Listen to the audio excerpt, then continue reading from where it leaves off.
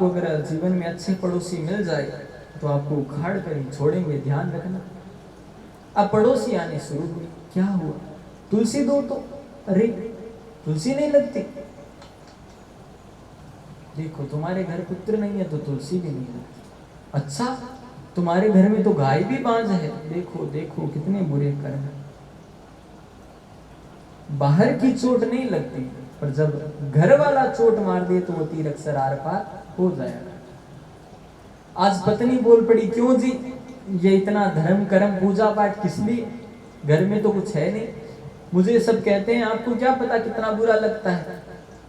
पति देव थोड़े भावुक हो गए, कहा देवी अच्छा ऐसी बात, अब मैं घर से जाऊंगा और जब मेरे संतान प्राप्ति का मुझे फल प्राप्त होगा तभी मैं लौट कर आऊंगा। घर छोड़ दिया, निकल गए, जा करके एक जलाशय के किनारे बैठकर रोने लगे। इतने में वहां से निकल रहे थे एक संत महात्मा मुनि, तो उनको रोते हुए देखा और पूछा, कथम रोदिसिं विप्रम, अरे तुम्हारे चेहरे पर तेज है, अगर हमें पहचानने की कला हो तो हम चेहरे से व्यक्ति को पढ़ और जान सकते हैं कि वो कैसा है। तो कहा तुम चेहरे से मुझे विप्र ब्राह्मण लग रहे हो और तुम रो रहे हो, कारण बताओ, तुम्हारी चिंता का दुख का कारण क्या है, वदस्य बतलाओ। तो सीधे संत के चरणों में गिर पड़ा और रोने लगा। कहा ये बात है, क्या करूं, सभी मुझको दुखित करते हैं, केवल मुझे दुख ही दुख देते हैं, केवल हर बात पे मुझे ये वो बोलते रहते हैं, हर समय दुख। संत ने कहा भाई बताओ तो सही हम क्या करें। कहा मुझे कोई मतलब नहीं है उस बात से, मुझे पुत्र चाहिए। संत ने कहा ये बात है, कहा बिल्कुल गलत सोच है तुम्हारी। कहा क्यों, हमने तो पुत्र मांगा है, गलत क्यों। कहा सुनो, अगर घर में पुत्र नहीं हो तो 2-4 साल रोएंगे, पुत्र नहीं हुआ, पुत्र नहीं हुआ, फिर कहेंगे भाग्य में नहीं था सो नहीं हुआ। पुत्र हुआ, होकर मर गया तो भी 2-5 साल रोएंगे, भगवान ने उठा लिया, गलत किया, ये किया वो किया। पर अगर पुत्र होकर के कुपुत्र निकल गया तो ताउम्र तुम्हें रुला देगा, फिर किसे कहोगे। इसीलिए मैं हर कथा में कहता हूं कि जीवन में पुत्र कदाचित कुपुत्र निकल सकता है, पर पुत्री कभी भी कुपुत्री नहीं हो सकती। एक बेटी अपने पिता की इज्जत का ध्यान जितना रखती है, शायद एक पुत्र कभी उतना ख्याल नहीं रख सकता। तो ऐसे ही आत्मदेव रो रहे थे, संत ने ज्ञान लिया तो कहा बस बोल ली, इसीलिए तो आप संतों को कुछ कहने का मन नहीं करता, मैं अपनी पीड़ा बता रहा हूं, आप अपना ज्ञान मुझे बता रहे हो। संत ने कहा भाई देखो मैं तो अच्छी बात बता रहा हूं कि पुत्र अगर कुपुत्र हुआ तो तुम्हें तुम्हारी 7 पीढ़ियों को रुलाएगा वो अलग, और तुम्हारा नाम कुनाम करेगा वो अलग। कहा मुझे नहीं पता, आप संत हैं, आप जीवन में लकीरें बदल सकते हैं, कुछ भी कर सकते हैं, मुझे तो पुत्र चाहिए। संत हृदय नवनीत समाना, संत का हृदय मक्खन से भी कोमल, दया आ गई। कहा अच्छा भाई ये बात है, चलो झोली में से एक फल निकाला और दे दिया, कहा ये लो पत्नी को खिला देना, ये नियम है, जमीन पर सोना, दिया जला के रखना, ये खाना ये नहीं खाना, इस दिन ये अर्घ देना, इस दिन वो बता के भेज दिया। बेचारा खुशी हुआ, प्रसन्नचित हुआ, आत्मदेव घर आया। कहा देवी आज तो हमने काम कर दिया, आज सारा कार्य करके आए हैं। क्या हुआ, ये देखो आज फल लेकर आए, अब सारा काम हो जाएगा, ये लो खा लेना, ये नियम ये नियम ये नियम ये नियम ये नियम है। अब पत्नी तो नियम सुनकर परेशान, मैं ये नहीं खा पाऊंगी, ये नहीं खा पाऊंगी, यहाँ नहीं जा पाऊंगी। कहा ठीक है, पति के सामने हाँ कर दो। अब निकली, फिर कहा इतना मैं करूंगी पालन, ये तो मुझसे नहीं होगा। 9 महीने गर्भ में बच्चे को लेकर घूमूंगी, ये मुझसे आसान नहीं है, ये भला मैं कैसे करूं। सोचा, फिर कहा हाँ मेरी एक सहेली है, पास ही में रहती थी, सहेली नाम था गंदली देवी। तो व्यक्ति वैसे ही दोस्त ढूंढेगा जैसा वो खुद होगा, उसी ढंग के उसके मित्र बनाएगा वो। तो कहा सुनो, तुम्हारे 7 संतान है, 8वीं होने वाली है, तुम्हारे घर में खाने की कमी है, मतलब पैसे और नहीं है, मैं तुम्हें बहुत सा धन दे दूंगी, तुम मुझे संतान दे देना। उसने कहा ठीक है। अब पति के सामने झूठा ढोंग करने लगी, कभी पेट पर कपड़े बांध लेवे, कभी तकिया बांध लेवे, जमीन पर दिखाने के लिए सोए। कहा बस हम तो गर्भवती हो गए। समय व्यतीत हुआ, आगे निकला, पति बेचारे आज पूजा पाठ करने गए, सहेली की हुई संतान, उसको दे दिया धन और उस संतान को खुद ने ले लिया। पति आए तो हल्ला कर दिया कि हमारे घर संतान ने जन्म लिया है। पति बेचारा खुश, पर देखने के लिए कि ये संतोर की बातें काम करती है या नहीं, वो जो फल था वो आधा गाय को दे दिया। 3 महीने के उपरांत में ही गाय ने भी एक संतान को जन्म दिया। अब हमारे संस्कारों में दूसरा मुख्य संस्कार नामकरण। तो नाम करने के लिए बैठे तो कहा इसका शरीर पूरा इंसान जैसा है, केवल कान गाय जैसे हैं, तो गो जैसे जिसके कर्ण है उसका नाम होगा गोकर्ण। और मेरा नाम है आत्मदेव, इसका नाम रखूंगा परमात्मा देव। पर माँ इतना बोले, इतने पत्नी कहा क्यों जी, 9 महीने गर्भ में रखा हमने, पीड़ा सहन की हमने, और नाम रखोगे या? कोई बात नहीं देवी, तुम रख लो। कहा मेरा नाम है धुंधली और मेरे पुत्र का नाम होगा धुंधकार। अब घर में एक संतान तो स्वयं के तो एक ही थी। तो गोकर्णो महाज्ञानी धुंधकारी महाखन। जिस घर में एक संतान हो, एक बेटा हो, उन्हें खास कर ध्यान रखना चाहिए। क्यों? क्योंकि उनकी ओर से अक्सर अपने बेटे को पूरी छूट दी जाती है। कहते एक ही तो है, सारा इसी का तो है, कमाते किसके लिए? इसी के लिए कमाते, एक ही तो है। अब एक ही आंख है, क्या खोलें क्या बंद करें? तो वो एक आंख कई बार ऐसी बंद हो जाती है कि फिर अक्सर खोले भी नहीं। इसलिए ध्यान रखना जरूरी है। तो ध्यान दिया नहीं बचपन में, यही विचार था कि एक ही है, कल सुधर जाएगा। धीरे धीरे कंचे खेलने लगा तो समझ जो शुरुआत हो गई। गोकर्ण बचपन में ही अपने पढ़ने चला गया, धुंधकारी कंचे खेलने लगा। कंचे खेलते खेलते ताश खेलने लगा, ताश खेलते खेलते थोड़े उस पर पैसे लगाने लगा। माँ कहती बेटा सब तेरा ही तो है, पिता और किसके लिए कमाते हैं, ले जा। अब घर से धन धीरे धीरे समाप्त होना शुरू, धीरे धीरे एकदम। अब जब ऐसे लक्षण आए तो धीरे धीरे मदिरा पीनी शुरू कर दी, गलत चीजों का भक्षण करना शुरू कर दिया। तो यह मार्ग ऐसे आगे बढ़ा कि आज आत्मदेव ने उसे ये सब करते देखा तो मन में चिंता, दुखी हुई। आकर कहा बेटा मेरे स्वर्ग जैसा घर था, इसको तूने नरक का अड्डा बना दिया। कहा आप चुप रहो, मुझे ज्ञान मत दो, मैं समझदार हूं। आत्मदेव ने कहा यही सुनना बाकी।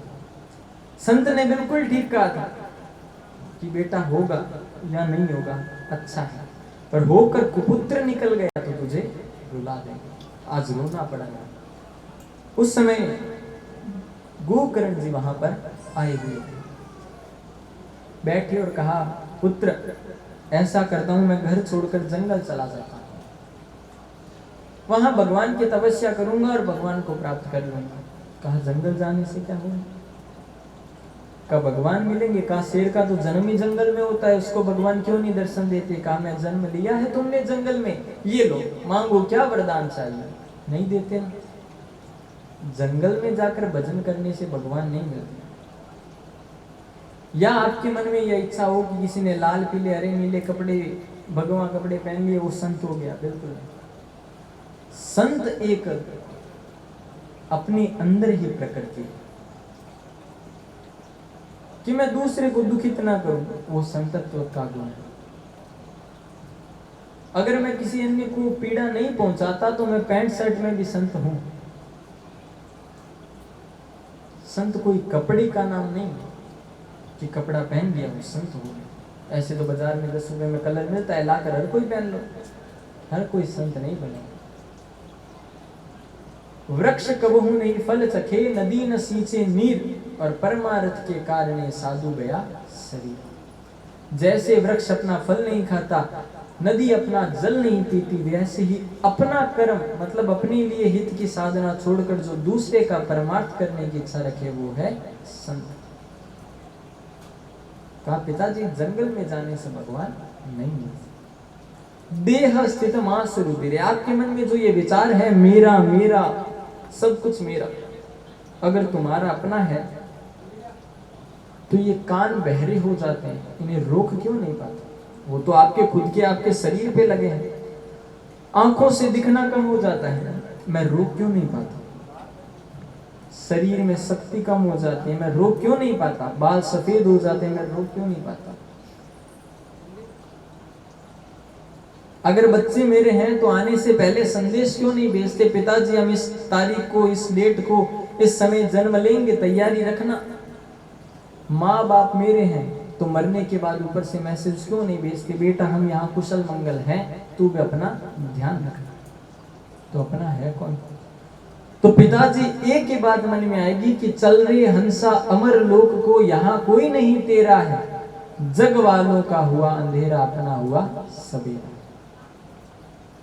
देखिए ये ज्ञान आज के समय में छोटे से बच्चे को भी है कि खाली हाथ आए और खाली हाथ जाएंगे। ज्ञान सबके पास है, किसी को किसी दूसरे से ज्ञान लेने की जरूरत नहीं है। पर ज्ञान होते हुए भी हम अनपढ़ इसलिए हैं क्योंकि उस ज्ञान को सिर्फ हमने प्राप्त किया है, अपनाया नहीं है। कि केवल ज्ञान सुन लूं वो बड़ी नहीं है। कहते सब है तेरा तुझको अर्पण क्या लागे, मेरा ओम जय जगदीश हरे। और भगवान के मंदिर जाएंगे तो सबसे सस्ती चीज लेकर जाएंगे। क्यों? क्योंकि भगवान अपने है ही तो नहीं। ये कटु आलोचनाएं बुरा लगे तो लगे, उस बेटे को अपना मानेंगे, उस बेटे को अपनाएंगे जो शायद आपके बुढ़ापे में आपको बाहर वाले कमरे में एक गद्दा और बिस्तर दे दे और कहे यहाँ पर पड़े रहो। मेरी बहू को तुम्हारी खांसी से बार बार थूकने से थोड़ी सी परेशानी है, चुपचाप बाहर सोते रहा कीजिए। पर यह बात भी आप भी ध्यान रखें कि वो समय लौट कर वापिस आता है। एक बच्चा, माँ बाप ने अपनी सारी कमाई लगा दी उसे पढ़ाने में, रोड पर आ गए माँ बाप, तब जाकर उस बच्चे को नौकरी मिली। माँ बाप को प्रसन्नता हुई कि अब बच्चा कमाने लग गया, हमारा ध्यान रखेगा, आज तक इतना खर्चा किया।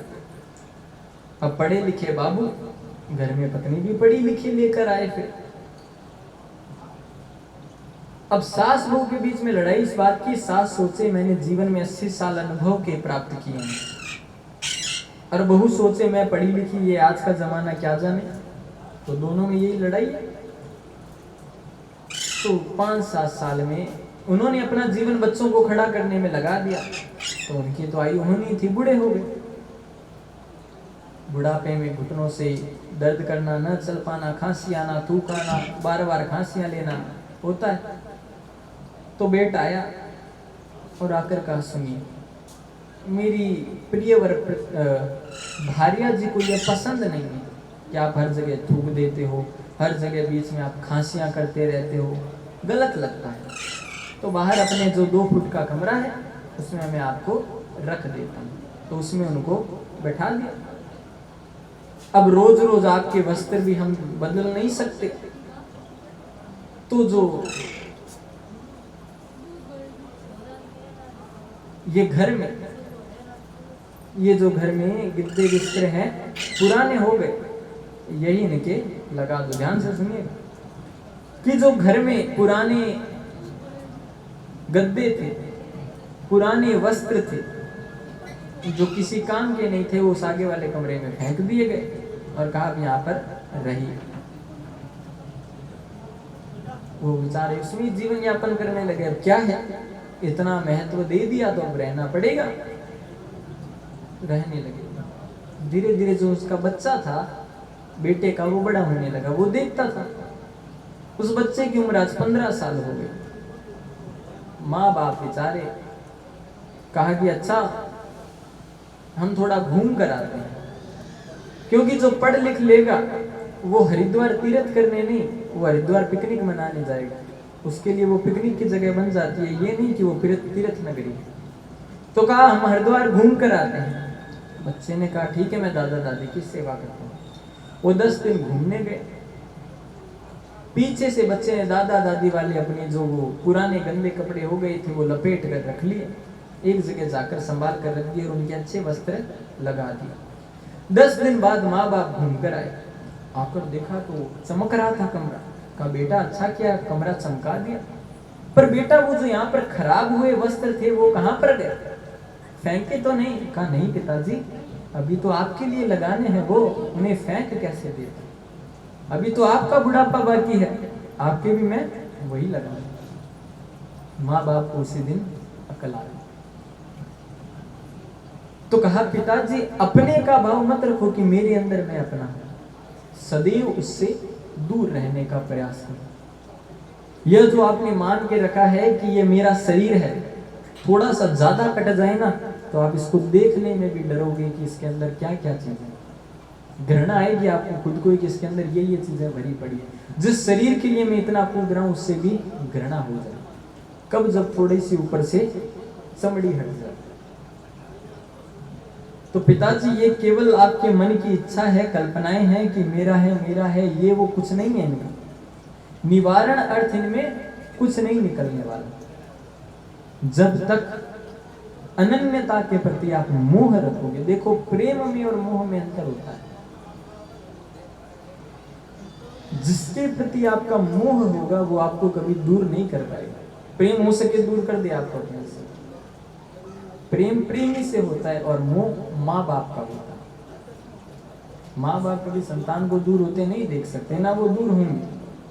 प्रेमी हो सके 10 गलतियां, एक गलती होने पे आपसे दूर हो जाए, जीवन में 10 गलती कर दोगे फिर भी माँ बाप तुम्हारे साथ रहेंगे। क्योंकि नखरे तो सिर्फ माँ बाप उठाते हैं, दुनिया तो सिर्फ उंगली उठाती है। इसीलिए गोकर्ण जी ने यह बात बतलाई कि पिताश्री मन से सभी व्यथाओं को त्यागो, केवल अपने आप को भगवान में बनाओ, अपनी इच्छा भगवान के प्रति रखो कि मैं भगवान का और भगवान ऐसा वैदिक रूप में जानकर सुमिरण करो।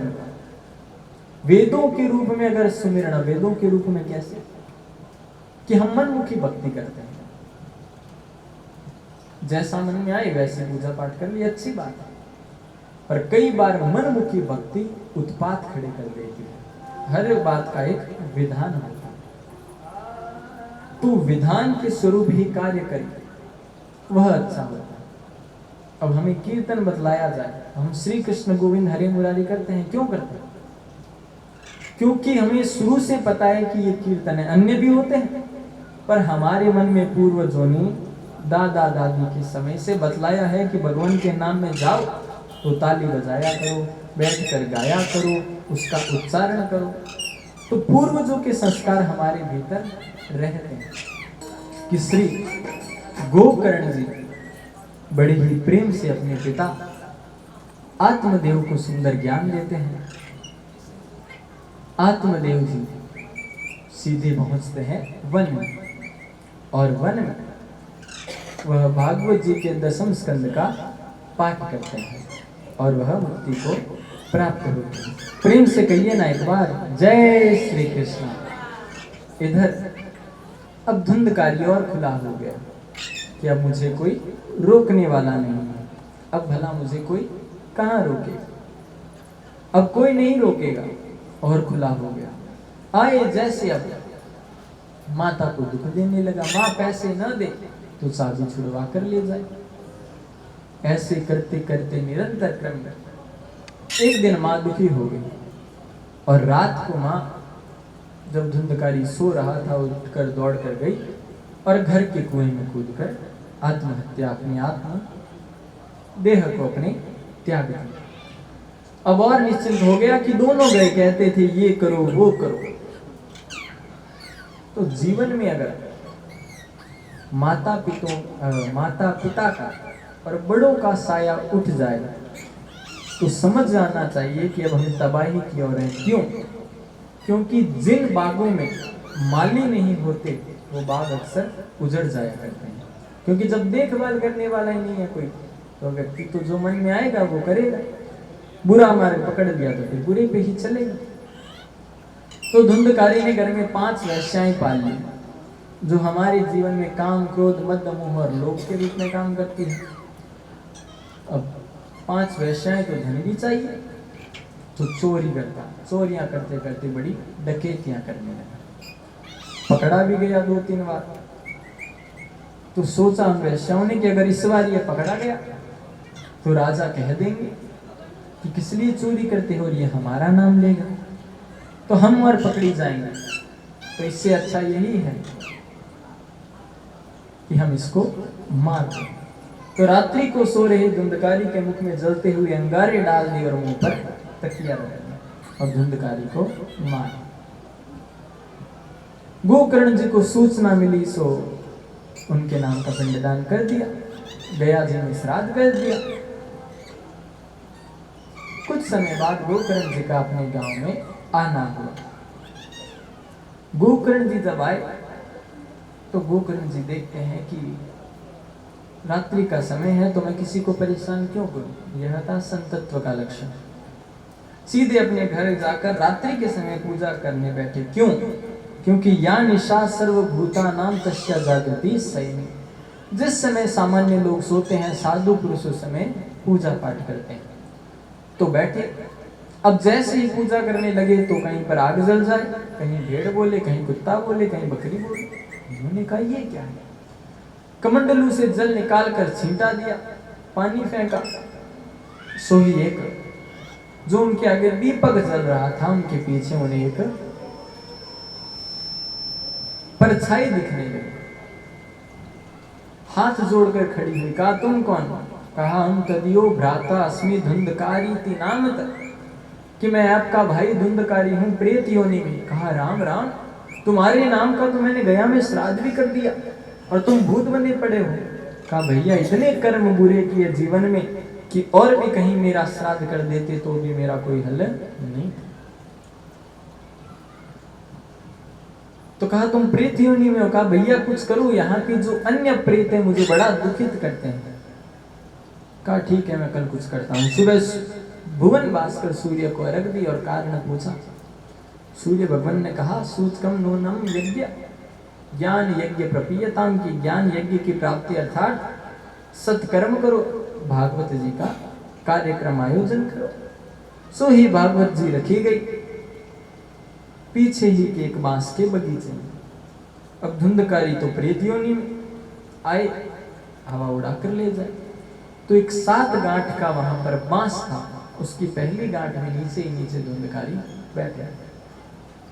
पहले दिन की कथा विश्राम ली, जैसे ही जयकारा लगाई बोलिए कृष्ण कन्हैया लाल की, वहां पर गोकर्ण जी जयकारा लगाई तो पहली गांठ फट गई, धुंधकारी दूसरी गांठ। जैसे जैसे 6 दिन में कथा विश्राम लेती 6 गांठ फट गई और धुंधकारी 7वीं गांठ पर आकर बैठे।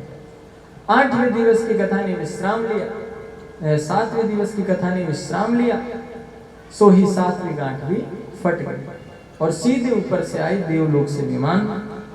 धुंधकारी तो बैठा कर ले जाने लगा।